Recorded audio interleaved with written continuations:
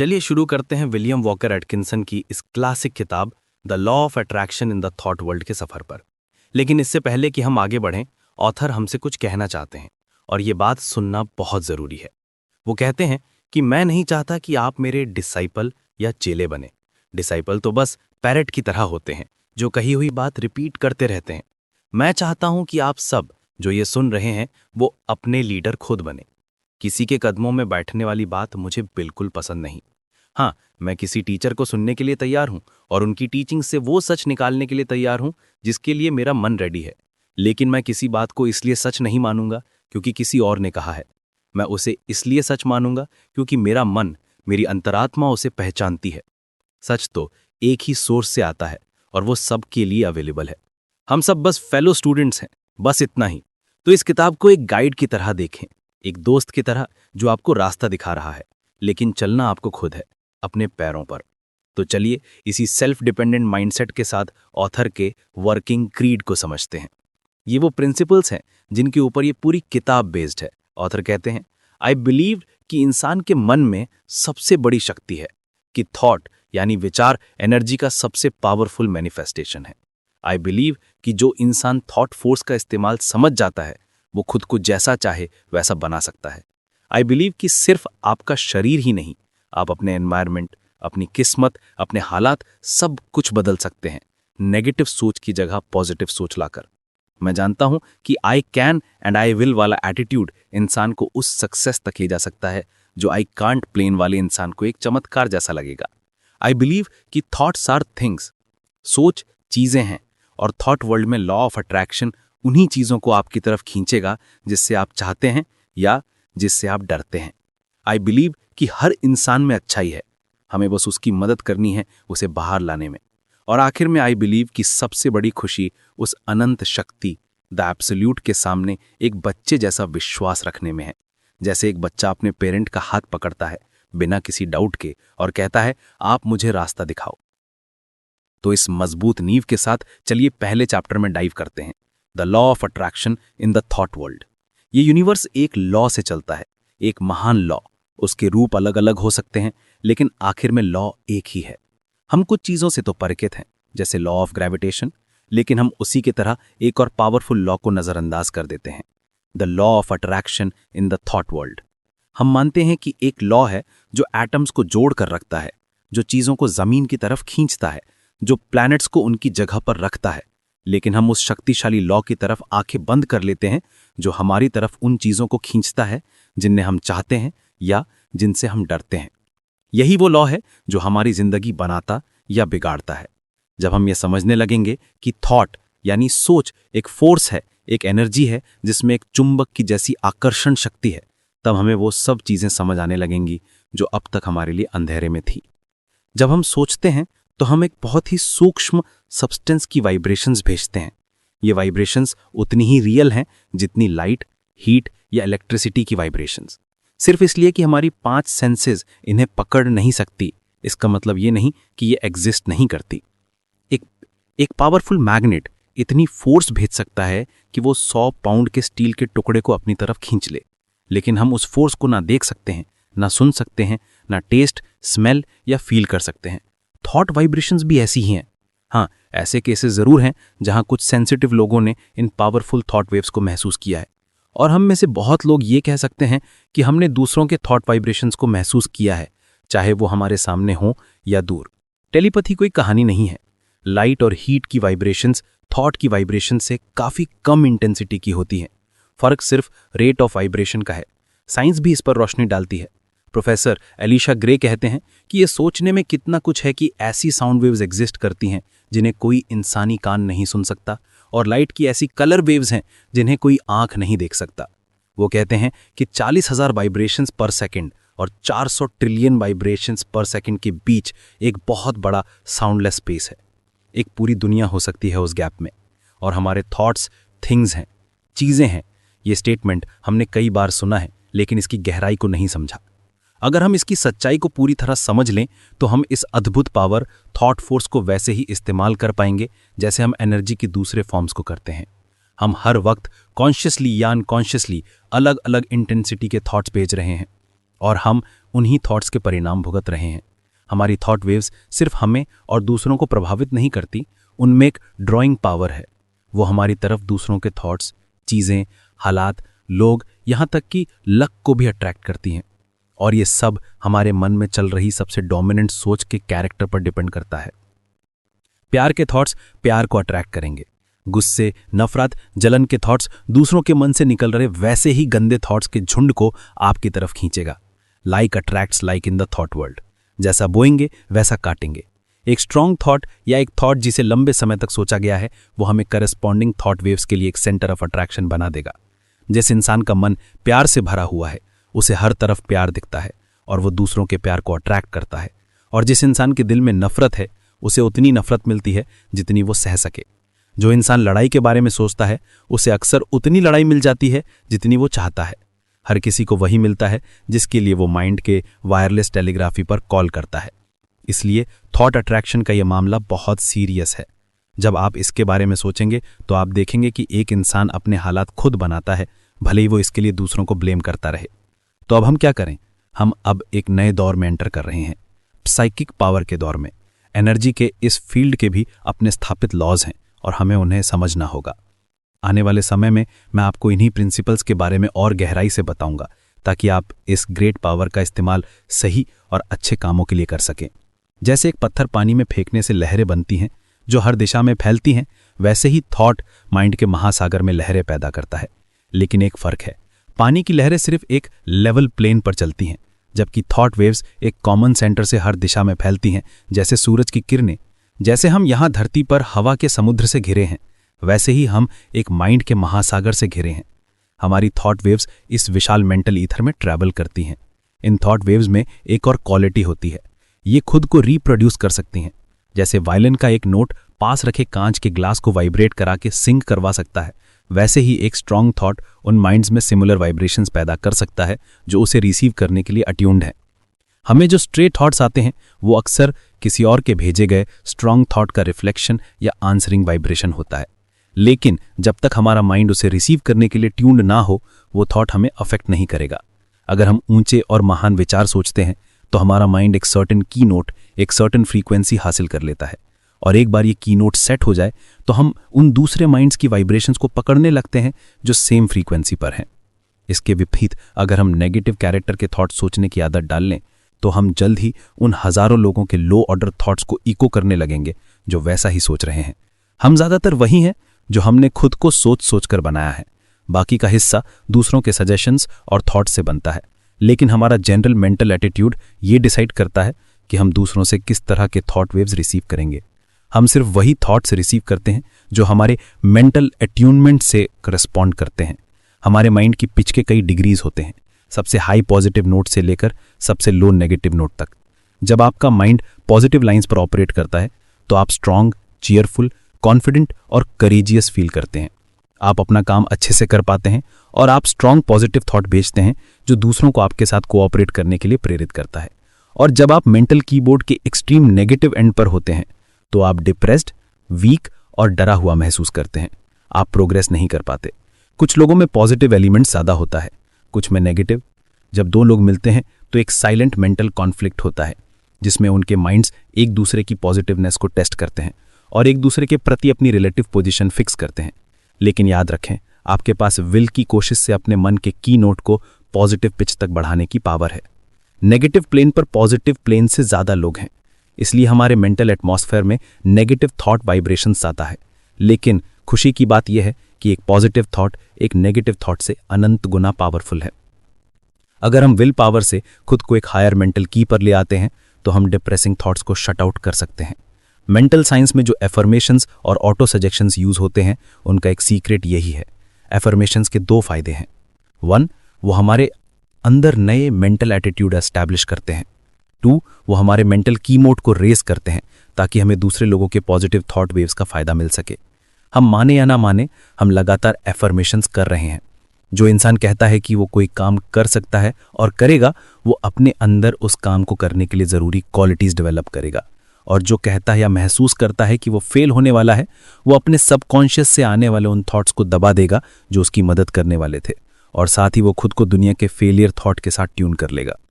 अपने आसपास के लोगों के एडवर्स और नेगेटिव थॉट से खुद को प्रभावित न होने दें। अपने मन की ऊपरी मंजिलों पर चढ़ जाएं और खुद को एक स्ट्रांग पिच पर की अप कर लें। तब आप ना सिर्फ उनके नेगेटिव वाइब्रेशन से इम्यून रहेंगे, बल्कि आप अपने जैसे लोगों से आ रहे स्ट्रांग पॉजिटिव थॉट्स के कांटेक्ट में भी रहेंगे। मेरा मकसद आपको थॉट और विल के सही इस्तेमाल में ट्रेन करना है, ताकि आप किसी भी ज़रूरी मौके पर पॉजिटिव की स्ट्राइक कर सकें। विल का डेवलपमेंट मसल के डेवलपमेंट जैसा है, प्रैक्टिस और धीरे धीरे सुधार का मामला है। लेकिन मैं ये नहीं कह रहा कि हमेशा हाई टेंशन में रहें, ये ज़रूरी नहीं है, बल्कि कभी कभी टेंशन को रिलीव करना और रिसेप्टिव बनना भी ज़रूरी है, ताकि आप इंप्रेशंस एब्जॉर्ब कर सकें। पॉजिटिव रहते हुए आप एक्सप्रेशन देते हैं, रिसेप्टिव रहते हुए आप इंप्रेशन लेते हैं। एक अच्छा टीचर बनना अच्छी बात है, लेकिन कभी कभी एक अच्छा लिसनर बनना भी उतना ही ज़रूरी है। अब बात करते हैं मन की। इंसान के पास एक ही मन है, लेकिन उसकी कई मेंटल फैकल्टीज, उनमें भी एक रूडिमेंट्री मेंटेशन होता है जो पैसिव लाइंस पर फंक्शन करता है। कुछ high forms of plant life में तो एक्टिव मेंटेशन के भी हल्के संकेत मिलते हैं। लोअर एनिमल किंगडम में काफी हाई डिग्री का पैसिव मेंटल एफर्ट मिलता है और उनमें थोड़ा बहुत एक्टिव मेंटेशन यानी रीजन भी दिखता है।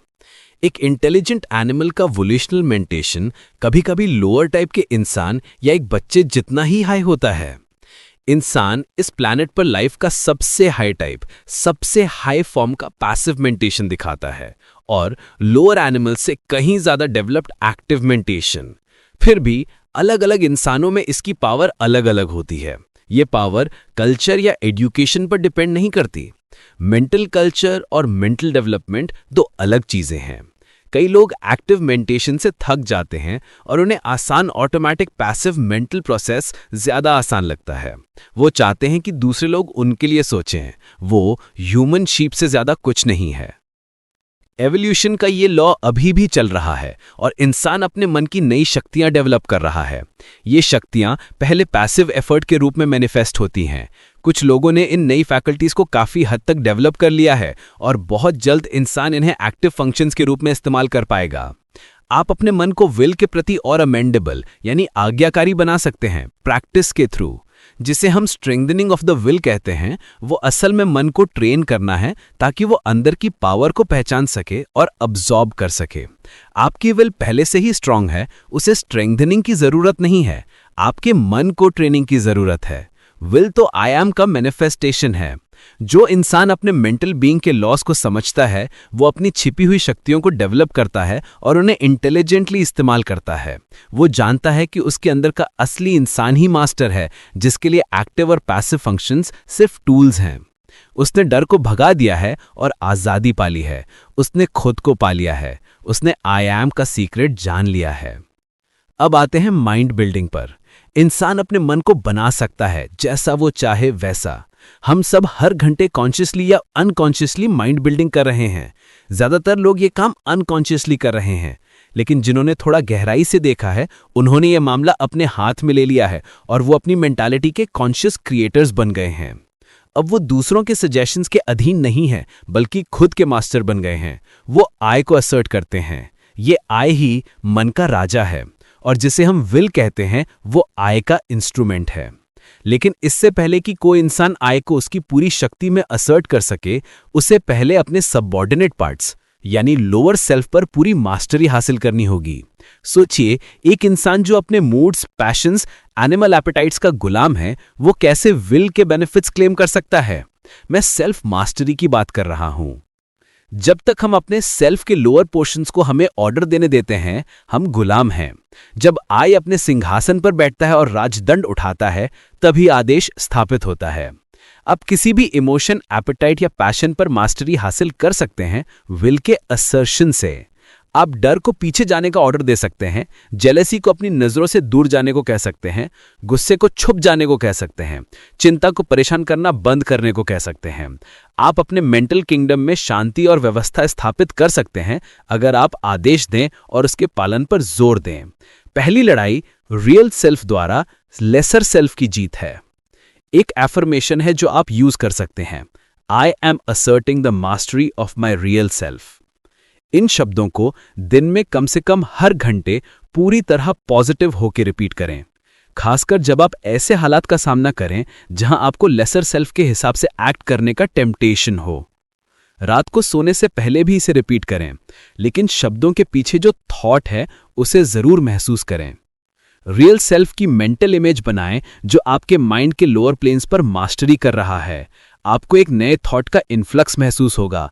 आपको लगेगा कि आपने खुद को अपने कंट्रोल में ले लिया है, कि आप मास्टर हैं, गुलाम नहीं। और एक एक्सरसाइज, जब भी आप अपने नेचर के लोअर पार्ट के आगे झुकने का मन करे, अपने हायर सेल्फ पर मन को फिक्स करें और उससे इंस्पिरेशन लें। जब गुस्सा आए, आई को असर्ट करें। जब डर लगे, याद रखें कि रियल सेल्फ किसी चीज से नहीं डरता। करेज असर्ट करें। आप काफी समय से गुलाम हैं, अब आजाद होने का समय आ गया है। ये बच्चों का खेल नहीं, ये गंभीर काम है। अब बात करते हैं विल के सीक्रेट की। सब जानते हैं कि स्ट्रॉन्ग विल से बड़े ऑब्स्टेकल्स दूर किए जा सकते हैं, लेकिन बहुत कम लोग जानते हैं कि विल को डेवलप किया जा सकता है। मेरी एक थियरी है इस बारे में। आई बिलीव कि हर इंसान के पास पोटेंशियली एक स्ट्रॉन्ग विल है, उसे बस अपने मन को ट्रेन करना है ताकि वो इसका इस्तेमाल कर सके। हमारे मन के हायर रीजन्स में विल पावर का एक बड़ा भंडार है। आपकी विल को ट्रेनिंग की जरूरत नहीं, आपके माइंड को है। जिसने अपने मन को इतना डेवलप कर लिया है कि विल पावर उसके थ्रू मैनिफेस्ट हो सके, उसने अपने लिए अद्भुत संभावनाएं खोलनी हैं। ये विल का सीक्रेट ही वो जादुई चाबी है जो सब दरवाजे खोलती है। हम में से कई लोगों को लगता है कि अगर हम अपनी विल का इस्तेमाल करें तो हम कमाल कर सकते हैं, लेकिन हम तकलीफ उठाना नहीं चाहते। हम उसे कल पर टालते रहते हैं। प्रॉब्लम यह है कि हम उस चीज को पाने की इतनी शिद्दत से इच्छा नहीं करते कि हम अपनी विल पावर का इस्तेमाल करें। हम मेंटली लेजी हैं और हमारी डिजायर कमजोर है। जब किसी इंसान की जान खतरे में हो या एक औरत अपना प्यार खोने के खतरे में हो, तब आपको विल पावर का एक आश्चर्यजनक प्रदर्शन देखने को मिलेगा। स्ट्रॉन्ग विल स्ट्रॉन्ग डिजायर को फॉलो करती है। अगर आप सच में कोई चीज बहुत शिद्दत से चाहते हैं तो आप उसे हासिल करने के लिए विल पावर डेवलप कर लेंगे। प्रॉब्लम यह है कि आप इन चीजों को करना नहीं चाहते थे और आप अपनी विल को ब्लेम कर रहे हैं। आप अटेनमेंट की कीमत चुकाने को तैयार नहीं हैं। आप मेंटली लेजी हैं, बस यही प्रॉब्लम है। तो सबसे पहले ये पता लगाएं कि आप सच में क्या करना चाहते हैं, फिर काम पर लग जाएं और उसे करें। विल पावर की चिंता ना करें, उसकी सप्लाई आपको जब भी जरूरत होगी मिल जाएगी। असली टेस्ट है रिजॉल्व करना। ऑटो सजेशन इसके लिए एक पावरफुल टूल है। आप एक एफर्मेशन यूज कर सकते हैं, I am using my will power. इन शब्दों को पूरे दिन हर घंटे रिपीट करें, खासकर जब आपको विल पावर की जरूरत महसूस हो, और सोते समय भी। लेकिन शब्दों के पीछे थॉट होना चाहिए और फेथ के साथ शुरू करें। ये स्टडी थॉट रखें कि आप अपने विल पावर के भंडार से शक्ति ले रहे हैं। धीरे धीरे आप देखेंगे कि आपकी विल पावर मैनिफेस्ट हो रही है। इसके साथ एक एक्सरसाइज भी है। 1 महीने तक हर दिन कम से कम एक ऐसा काम करें जो आपको बिल्कुल पसंद नहीं। अगर कोई खास काम है जिससे आप बचना चाहते हैं, वही काम आपको करना है। ये आपको सेल्फ सैक्रिफाइसिंग बनाने के लिए नहीं है, ये आपकी विल को एक्सरसाइज करने के लिए है। कोई भी इंसान पसंद का काम खुशी से कर लेता है, लेकिन नापसंद काम को खुशी से करने के लिए विल लगती है, और आपको ये काम वैसे ही करना है। अगर आप इस एक्सरसाइज से बचेंगे तो बेहतर है आप यहीं रुक जाएं और मान लें कि आपको विल पावर नहीं चाहिए। अगला कदम है नेगेटिव थॉट अट्रैक्शन से इम्यून बनना। सबसे पहला काम है डर और चिंता को कट आउट करना। डर एक ऐसी आदत है जो हम पर नेगेटिव रेस थॉट ने लगाई है, लेकिन जिससे हम इंडिविजुअल एफर्ट से आजाद हो सकते हैं। स्ट्रॉन्ग एक्सपेक्टेंसी एक पावरफुल मैग्नेट है। जो इंसान किसी चीज से डरता है, वो ऐसी फोर्सेस को हरकत में ले आता है जो उस डरी हुई चीज को उसकी तरफ ले आती हैं। लॉ की नजर में ये वैसा ही है जैसे उसने उस चीज को चाहा हो। डर की आदत को ओवरकम करने का सबसे अच्छा तरीका है करेज का मेंटल एटीट्यूड अज्यूम करना। जैसे अंधेरे को हटाने का सबसे अच्छा तरीका है रोशनी को अंदर आने देना। इसलिए मैं डरता नहीं हूं कहने के बजाय बोल्डली कहिए I am full of courage या आई एम करेजियस। डर को दूर करने के लिए इंसान को करेज के मेंटल एटीट्यूड पर दृढ़ रहना होगा। उसे करेज सोचना चाहिए, करेज बोलना चाहिए और करेजियसली एक्ट करना चाहिए। अपने सामने करेज की मेंटल पिक्चर हमेशा रखें जब तक कि वो आपका नॉर्मल मेंटल एटीट्यूड ना बन जाए। याद रखें, डर एफर्ट को पैरालाइज करता है, जबकि करेज एक्टिविटी को बढ़ावा देता है। I can and I will वाला इनसाइड एक शक्तिशाली मैग्नेट है। वो अपनी तरफ वो सब कुछ अट्रैक्ट करता है जो उसकी सक्सेस के लिए जरूरी है। लोग कहते हैं वो लकी है, बकवास। इसका लक से कोई लेना देना नहीं है, सब कुछ मेंटल एटीट्यूड में है। अपनी थॉट फोर्स को वेस्ट मत करो, उसे फायदे के लिए इस्तेमाल करो। अपनी तरफ फेलियर, दुख, इन हार्मोनी अट्रैक्ट करना बंद करो। अभी से ब्राइट, पॉजिटिव, हैप्पी थॉट का करंट भेजना शुरू करो। आपका प्रिवेलिंग थॉट होना चाहिए I can and I will. डर ही चिंता, नफरत, जलन, गुस्सा, असंतोष और फेलियर का जनक है। जो इंसान डर से छुटकारा पा लेता है वो पाएगा कि बाकी सभी बुराइयां गायब हो गई हैं। आजाद होने का एक ही तरीका है, डर से मुक्त होना। इसे जड़ से उखाड़ फेंको। मैं डर पर जीत को थॉट फोर्स के एप्लीकेशन में मास्टर करने का पहला जरूरी कदम मानता हूं। जब तक डर आप पर हावी है, आप थॉट के क्षेत्र में आगे नहीं बढ़ सकते। अब आते हैं नेगेटिव थॉट के ट्रांसम्यूटेशन पर। चिंता डर का बच्चा है। अगर आप डर को मार दें तो चिंता बिना पोषण के मर जाएगी। कुछ लोगों को लगता है कि बिना चिंता के हम कुछ हासिल नहीं कर सकते। ये बिल्कुल गलत है। चिंता ने कभी किसी की मदद नहीं की, बल्कि वो अटेनमेंट के रास्ते में खड़ी हो जाती है। एक्शन के पीछे का मोटिव डिजायर और इंटरेस्ट है। चिंता डिजायर नहीं, चिंता नेगेटिव है और मौत लाती है। डिजायर और एम्बिशन पॉजिटिव हैं और जीवन लाते हैं। अपनी चिंता को तेज डिजायर में ट्रांसम्यूट करें, तब आप देखेंगे कि इंटरेस्ट जाग गया है। आप अपने मन के रिजर्व स्टॉक से थॉट्स निकालेंगे और उन्हें एक्शन में मैनिफेस्ट करना शुरू कर देंगे। इसके अलावा आप खुद को दूसरों के सिमिलर थॉट्स के साथ हार्मोनी में लाएंगे और दुनिया में भरी पड़ी थॉट वेव से मदद अट्रैक्ट करेंगे। किसी भी चीज में सफल होने के लिए आपको उसे बहुत शिद्दत से चाहना होगा। कमजोर डिजायर्स वाला इंसान अपनी तरफ बहुत कम चीजें अट्रैक्ट करता है। जितनी स्ट्रांग डिजायर होगी, उतनी ही बड़ी फोर्स मोशन में आएगी। आप कहते हैं कि आप एक चीज बहुत चाहते हैं और उसके लिए सब कुछ कर रहे हैं। आप सिर्फ डिजायर का खेल खेल रहे हैं।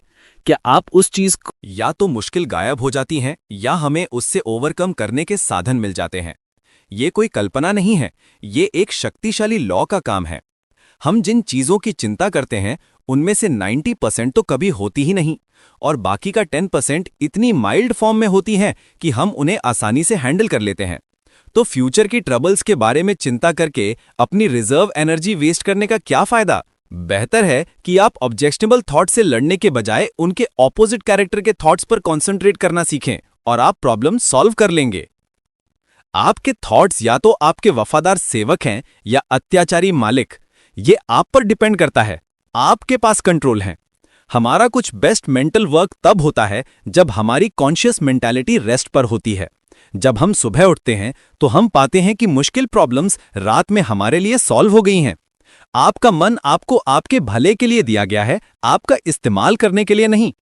इसका राज है कंसंट्रेशन। जब आपके पास कोई मेंटल काम हो तो उस पर पूरी तरह कंसंट्रेट करें। आप देखेंगे कि मन सीधे काम पर लग जाएगा। और जो इंसान अपना मेंटल इंजन चलाना जानता है, वो ये भी जानता है कि काम हो जाने पर उसे रोकना कितना जरूरी है। लोग रात में जागते रहते हैं, दिन की या आने वाले कल की प्रॉब्लम्स के बारे में चिंता करते हुए।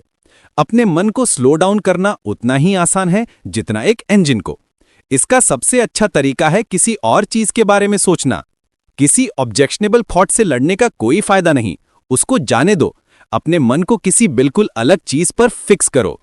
एक समय में अटेंशन के फोकस में सिर्फ एक ही चीज के लिए जगह होती है। अब जरूरत है लाइफ फोर्स को असर्ट करने की। आप में से बहुत से लोग ऐसे चल रहे हैं जैसे वो मर चुके हों। कोई एम्बिशन नहीं, कोई एनर्जी नहीं, कोई वाइटैलिटी नहीं। ये नहीं चलेगा। उठो और जीवन के कुछ संकेत दिखाओ। हमें लाइफ को अपने अंदर से बहने देना है, उसे नेचुरली एक्सप्रेस होने देना है। अपने अंदर की लाइफ फोर्स को असर्ट करो, हर थॉट, हर काम में, और जल्द ही आप वाइटैलिटी और एनर्जी से भर जाएंगे। अपने काम में, अपनी खुशी में, अपने आप में थोड़ी जान डालो। आधे अधूरे मन से काम करना बंद करो। आपके आसपास हर पल इंटरेस्टिंग चीजें हो रही हैं, लेकिन आप उनके बारे में तभी जान पाएंगे जब आप अपनी लाइफ फोर्स असर्ट करेंगे और सिर्फ एग्जिस्ट करने के बजाय असल में जीना शुरू करेंगे। एक एफर्मेशन और एक्सरसाइज, आई एम अलाइव। अपने मन में ये थॉट फिक्स करें कि आपके अंदर का आई बहुत जिंदा है और आप लाइफ को पूरी तरह मैनिफेस्ट कर रहे हैं। इसे दिन में कई बार रिपीट करें। जब आप सुबह उठें, जब आप रात को सोएं, अपने आप को लाइफ और एनर्जी से भरा हुआ इमेजिन करें। जब आप कोई काम शुरू करें, कहें आई एम अलाइव और उस काम में जितनी हो सके लाइफ मिक्स करें। अगर आप डिप्रेस्ड फील करें तो कहें आई एम अलाइव और कुछ गहरी सांसें लें। हर सांस के साथ सोचें कि आप स्ट्रेंथ और लाइफ अंदर ले रहे हैं, और हर सांस छोड़ते हुए सोचें कि आप सारी पुरानी डेड नेगेटिव कंडीशंस को बाहर निकाल रहे हैं। अब बात करते हैं हैबिट माइंड को ट्रेन करने की। हमारा सबकॉन्शियस माइंड या हैबिट माइंड हर तरह के सजेशंस के लिए एक स्टोर हाउस है। हमें इसे सही मटेरियल भेजना चाहिए जिससे ये अच्छी आदतें बना सके। अगर हम कुछ चीजें करने की आदत डाल लें तो सबकॉन्शियस माइंड हमारे लिए उन चीजों को बार बार करना आसान बना देगा जब तक कि हम उस आदत के बंधन में पूरी तरह बंद ना जाएं। एक नई आदत बनाने या पुरानी तोड़ने के लिए हमें पूरे जोश के साथ काम करना चाहिए। हमें उस जस्ट वंस वाले टेम्पटेशन से हमेशा सावधान रहना चाहिए। ये जस्ट वन का आइडिया सबसे अच्छे रेजोल्यूशंस को खत्म कर देता है। अब आते हैं इमोशंस की साइकोलॉजी पर।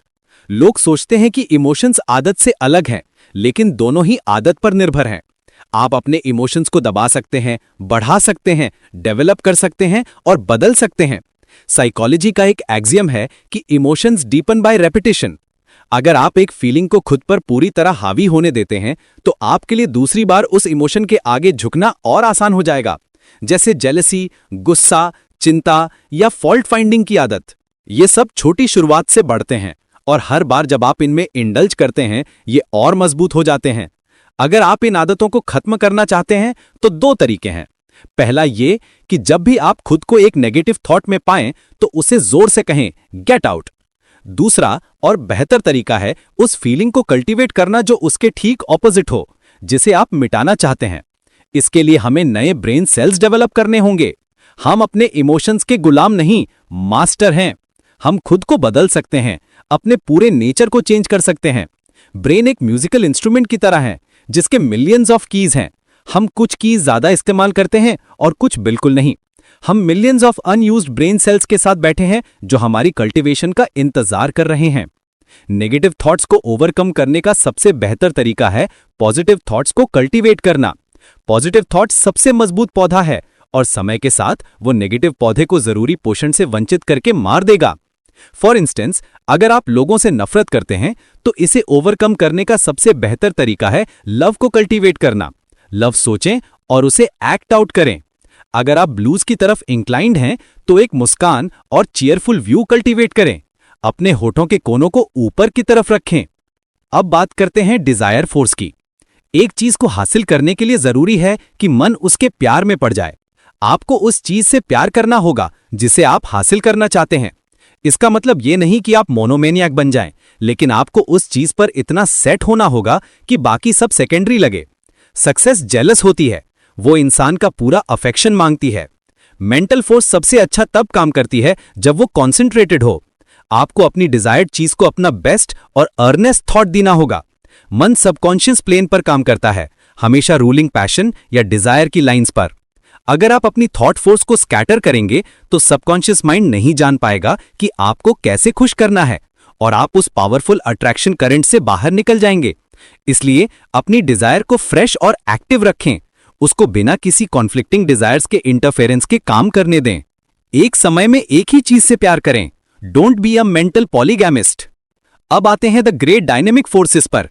सफल और कमजोर लोगों के बीच का फर्क है एनर्जी एंड इनविंसिबल डिटर्मिनेशन। एक बार मकसद तय हो गया तो या तो मौत या जीत। एनर्जी कोई रेयर चीज नहीं है।